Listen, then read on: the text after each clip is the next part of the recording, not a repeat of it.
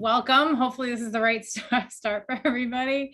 My name is Kathleen Rooney. I'm going to be the moderator today, and I'm with Ulupono Initiative, a Hawaii-based impact investment firm that focuses on making Hawaii more sustainable and self-sufficient and resilient. Today, we're going to be talking a little bit about a livable city, and I'm going to start out with sort of talking about what that means, because not everybody might be familiar with it, and it is somewhat of a broad term. Let's just dive right in. For those of you who haven't necessarily, been living and breathing the term livable or livability, although you probably have been, you just didn't notice it. There's a lot of different ways of looking at it, but when we talk about it, generally, it's a few components, and this is really just to help get people in the frame of mind of what you can ask about and what we're going to be talking about, but it is not meant to be a limiting factor. It's usually talking about affordable and accessible housing, safe and convenient transportation options, health access, quality and equity, neighborhood and access and convenience to services, schools, needs, all those kinds of things, clean air and water, really robust civic and social engagement, and opportunity and inclusion. So it includes sort of, what our cities look like and how we, design them, how we live in them, sort of in a physical sense, but it also includes these other sort of social infrastructure things that make that experience incredibly rich and rewarding at the end of the day. I would be remiss if I didn't point out that apparently there are two different ways of spelling livable.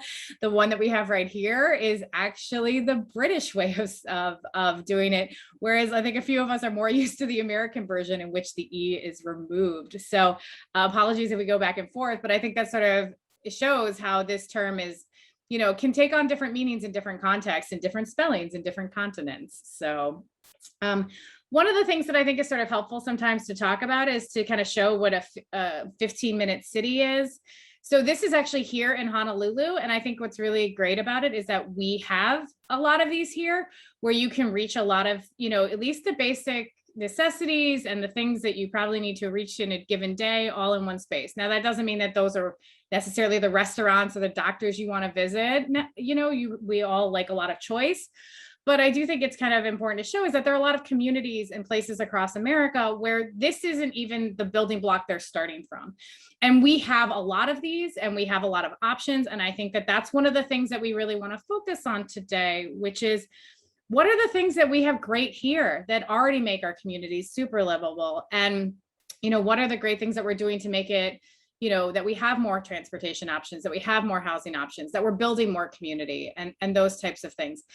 Some of those things are, we have a lot of really great, significant policy commitments. And I think it's important to recognize those, in other places, they're not even at those points where people acknowledge or that they want these things and have made sort of broader commitments. We are doing a ton on all of these topics. Today, we have folks from different areas to kind of talk about some of those things in more depth and highlight some of those places. And so I'm just really excited to, really talk about the ways we are a model for the future in a lot of communities and where we're headed and how we're going to continue that progress. So as I said, I'm Kathleen Rooney. I'm the Director of Transportation Policy and Programs at Ulupono Initiative. And today I have Renee Espiau with me. She is the Complete Streets Administrator for the city and county. I have CJ, also Christopher Johnson, who's the Built Environment and Active Transportation Specialist at the Hawaii State Department of Health. And then Harrison Rue, who's the Community Building and Transit-Oriented Development Administrator at the City and County of Honolulu. So thank you. Yeah, my name is CJ Johnson. I work in the Chronic Disease Prevention and Health Promotion Division of the Department of Health, the Hawaii State Department of Health. So technically, I'm the Physical Activity Coordinator. I think some folks here, physical activity coordinator, assume that I'm like a physiologist or a sports medicine expert, but my background and my expertise is in active transportation advocacy and in health communication. Department of Health recently published our Healthy Hawaii Strategic Plan 2030 update, and our physical activity goals and objectives are all based in built environment and policy, or as we refer to them in the plan, community design and access. You can check it out at Hawaii at hhsp.gov, I believe, or just Google Healthy Hawaii Strategic Plan. We're really proud of the document. Actually, I think everybody on this call was involved in its creation, which we're really proud that we had a really great multi-sector collaboration in developing our goals.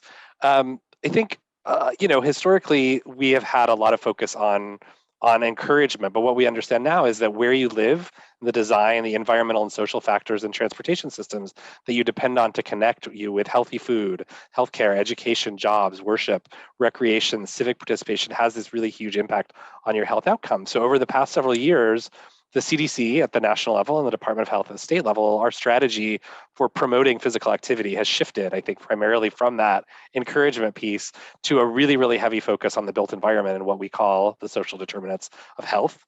And social determinants are those factors outside of your genetics that have this really profound impact on your health outcome, things like education access, healthcare access, your neighborhood and your built environment, which we're talking about, social and community context, and economic stability. And all of these can either create access to health and opportunity and vibrancy, or they can reinforce barriers. And that's what we see a lot. And over the course of 2020, of course, we have had this additional challenge in our social determinants of health, which is the COVID pandemic. And even though nominally I work in the chronic disease branch, of course, as you might expect, everybody that works in the Department of Health had to kind of pull double duty and work on COVID as well. And so one of the really cruel things about the COVID outbreak was that it further exploited all of these social determinants, right?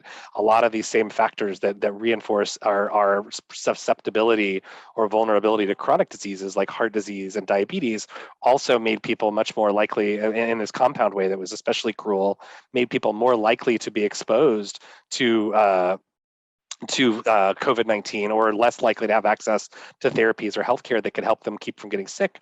But then also because of these pre-existing things like increased incidence of heart disease and diabetes and these other comorbidities, once you get sick, you're actually likely to get more sick if you're in these disadvantaged, socioeconomically disadvantaged communities. So it was a really, really hard hitting, and it was a really big challenge that diverted a lot of our attention that would normally be focused on active living and active transportation. And in the course of that, we were really fortunate to be able to do this outreach called COFI, and that was our COVID Outreach and Public Health Education Initiative, where essentially for most of 2020 and a good chunk of this year, we were focusing on outreach to these populations, Native Hawaiian, Pacific Islander, and Filipino populations that had been disparately impacted. And it was really important that there was a sense that, our traditional English language, mass media focused outreach and education programs were not reaching and were not impacting, and were maybe less culturally relevant or maybe less heard. And there was a lot of folks that were left behind by these communication strategies. So the strategy behind COFI was, rather than trying to broadcast on all channels, what if we relied on and developed formal partnerships with existing organizations? And so what we identified really quickly last year was that there were a lot of really great organizations in the community that were, whether they were public health organizations or not, had just stood up to do all this work in their community, whether that was running food drives or managing PPE distribution or doing their own social media education or doing rental assistance webinars. And they had, over the course of the pandemic, and in some cases for years before the pandemic, really authentic, earned, credible connections with the communities that we're concerned about. So rather than trying to do our own things, we were, the thing was like, well, why don't we fund these partners to become our partners in COVID response and outreach? And so we were working with them to amplify our reach to, consulates, faith leaders, businesses, and these social media channels. And it actually ended up being a really successful COVID strategy. And then I think as we started to think in the early half of this year, as we were getting really vaccinated and things seemed to be getting back to normal, we were in a position where we were able to reach out to these partners and say, the problems, these social determinants, these inequities that led to these disparities in COVID, things like language and geographic barriers and barriers to access to care and mobility didn't go away. They weren't created by COVID and certainly aren't going to go away because of COVID. And it was really important that these same partners that we had developed these relationships with became our built environment partners. And so that led to the creation of a number of transportation equity initiatives that we're really excited about, that are a little bit unfortunately delayed because of the July and August, September surge that we dealt with. But I think now that we are maybe a little bit more optimistic that we're moving in the right direction with vaccination and our case rate is manageable, we're really looking at how we can take these partnerships and this networking that we've developed and focus it on active living and active transportation. So this is our TOD website, and I really wanted to highlight this since it's got a tremendous amount of new information on there, and we reorganized it all over the last year since we weren't doing many public meetings during the last year and a half of COVID. Tim Streitz led our team to really revamp it. We tried to make it much more usable.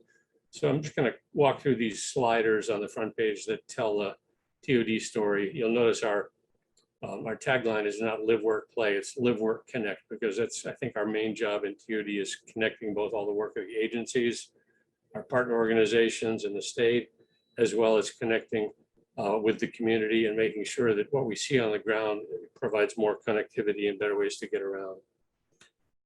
It's based on long-term growth plans. I think most people are familiar with the idea of keep the country country. That's like at least 2 generations of work, 40 or 50 years of saying we don't want to keep going up the hillsides and into the Central Plains. We want to refocus development in the urban area, and the rail project is a part of that growth policy.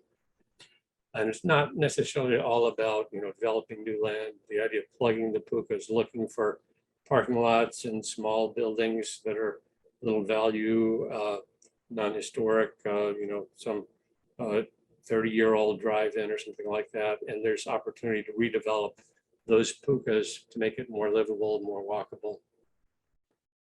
It's also the idea of driving less and living more. Renee will talk more about the details of the streetscapes, but part of our job in the TOD world is to make sure that each private development makes the streetscape better. Sometimes if it's a major one, we can get them to add a bike lane or some intersection improvements. If it's new development on major sites, then make sure that all those streetscapes interconnect with those around them to make it easier to get around, walking, biking. And I should also mention that it's not really a new idea. If you're familiar with Kaimuki and Top of the Hill, Wailea Avenue, that was one of our original trolley car suburbs, generations ago. It used to be, it was developed compactly, and it's a really walkable neighborhood up there because you could get to downtown and Chinatown on a trolley. Nowadays, our trolley is the bus. We have this award-winning bus system. A lot of TOD we think about, it's all about the rail, but there's a tremendous amount of work in writing into our plans and working with DTS and other agencies on making sure that the bus travel is improved, that walking and biking and rail access is improved. Well, there's a lot of information on our website about those projects as well. And making it easier to get around, integrating the bus, the rail, walking, biking, and making sure, rail is the backbone of that system. It will help folks get there faster.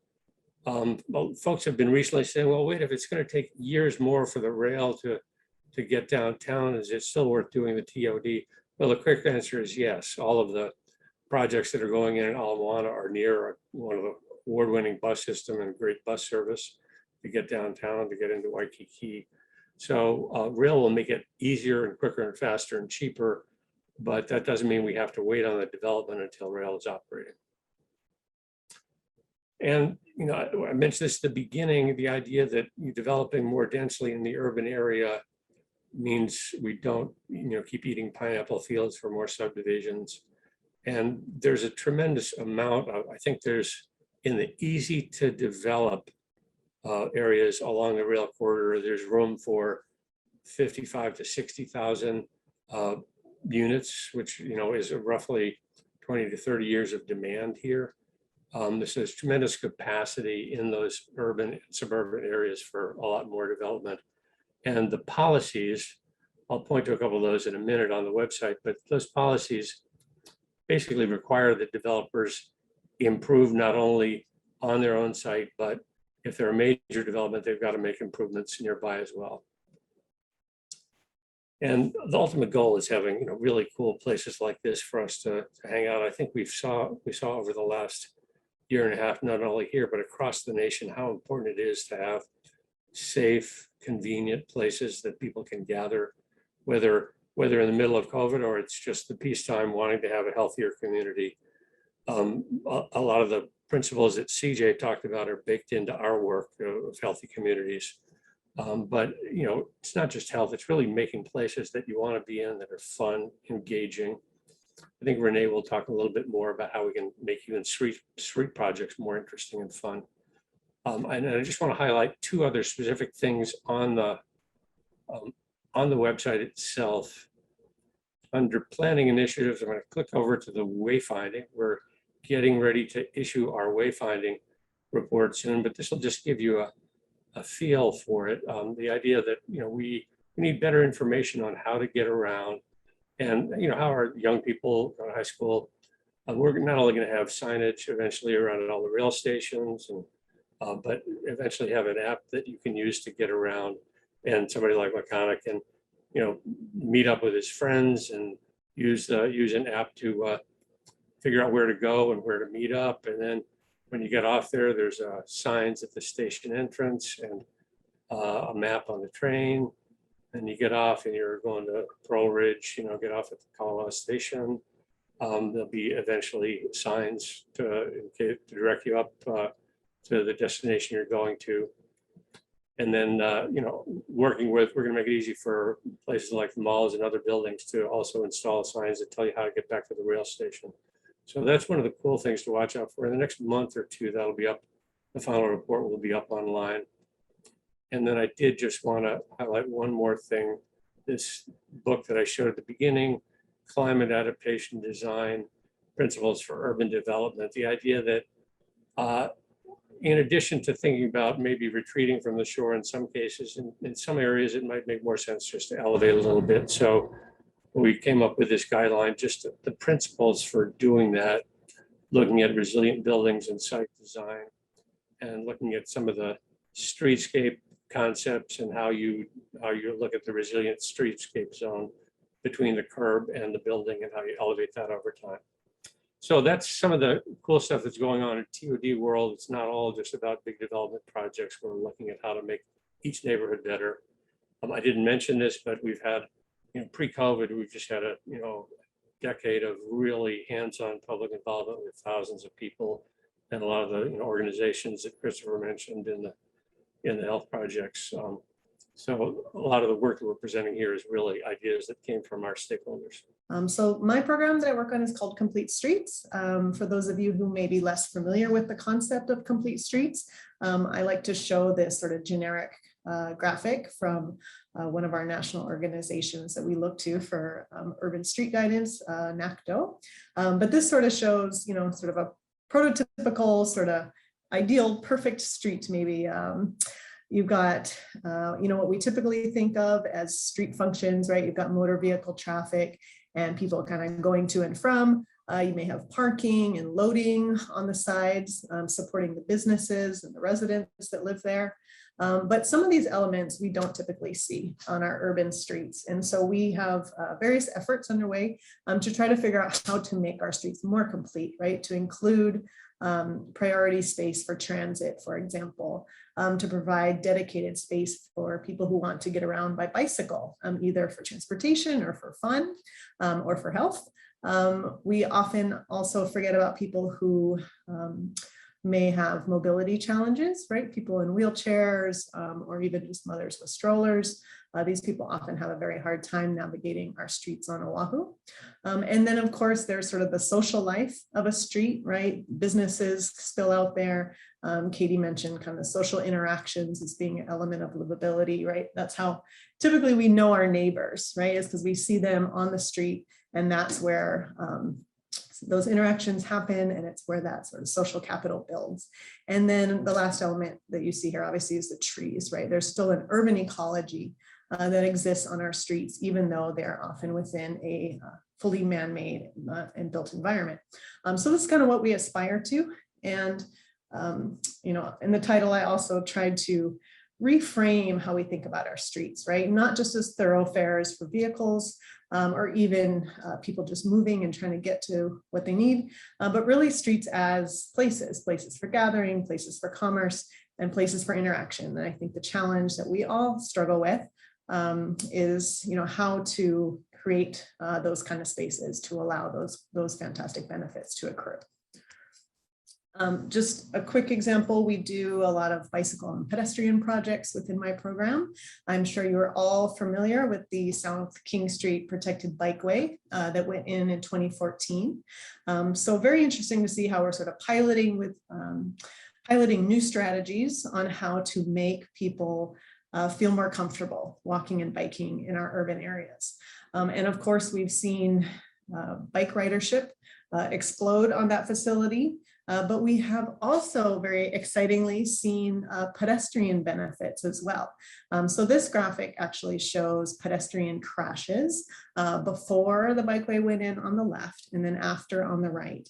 And we've seen basically a 50% decrease in pedestrian crashes as a result of putting in bicycle infrastructure. So, interesting to think about how some of the strategies that we are piloting at the city appear to maybe just have one beneficiary, but seem to have actually broader benefits on creating a livable city, on creating safe ways for people to get around that does not require an automobile or carbon emissions. And so we continue to experiment and pilot new ways to move people safely. But then, of course, we also want to talk about how to make that place enjoyable and comfortable and a gathering space for residents too. And this responsibility is pretty, I guess, weighs on us a bit, right? Streets are nearly half of city-owned land. I think when most people think about public land and public space, they tend to think of parks or conservation areas, schools, community centers, those kinds of places. But streets actually comprise a huge portion of publicly owned land, of government-owned land. And so we have a kuleana to be responsible with those spaces, and then also think how they can be multifunction, right? Not just serving the movement of vehicles, but all these other great services that good streets can do. So just some of our other project examples, a few I wanted to highlight, not in your traditional realm of transportation and sort of getting people from point A to point B, but a little bit more about how streets can or cannot contribute to livability in terms of our natural environment. So the map on the left shows a urban heat map of Oahu.